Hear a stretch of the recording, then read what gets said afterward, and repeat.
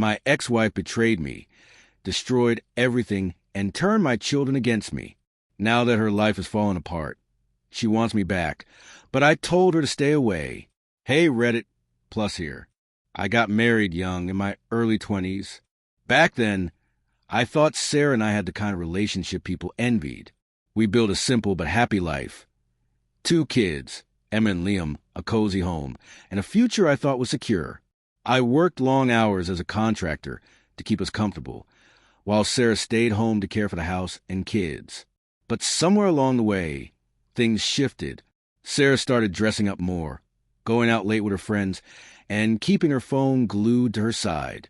I thought maybe I was just being paranoid, until I saw the messages. They were explicit, undeniable proof of an affair. When I confronted her, she didn't deny it. Instead, she turned it back on me. You're never here. You're always working. Just like that, somehow I became the villain. Within a week, she filed for divorce. The courts weren't on my side. Sarah walked away with the house, full custody of Emma and Liam, and an outrageous amount of alimony. I was left with a small 1-bedroom apartment and visitation every other weekend.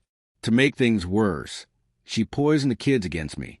At first, I still tried.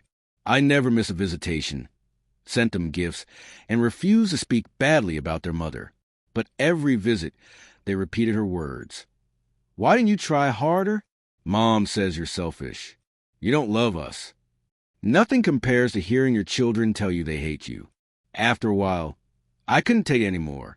I gave up trying. Maybe that was my failure, but I couldn't keep breaking my own heart. Meanwhile, Sarah flaunted her new relationship with Mark, the man she cheated with.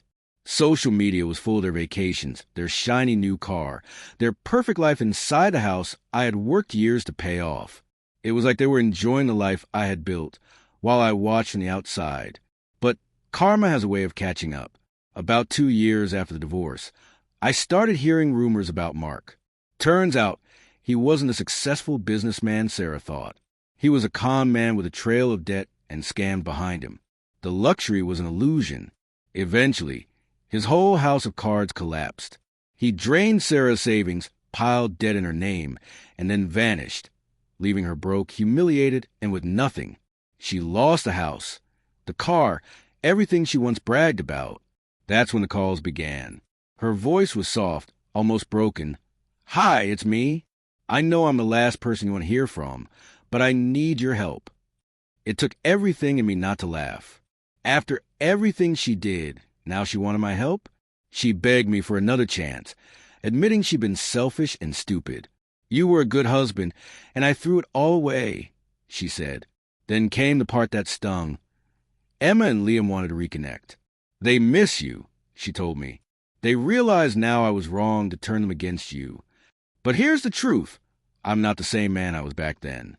I've spent years rebuilding myself, finding peace, and letting go of the pain she caused.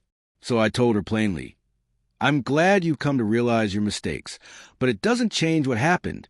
You made your choices. I've made mine. I've moved on, and you should too. She was shocked, desperate even. You don't mean that, they're your kids. Maybe I am cold, but I stood firm. I'll always love them.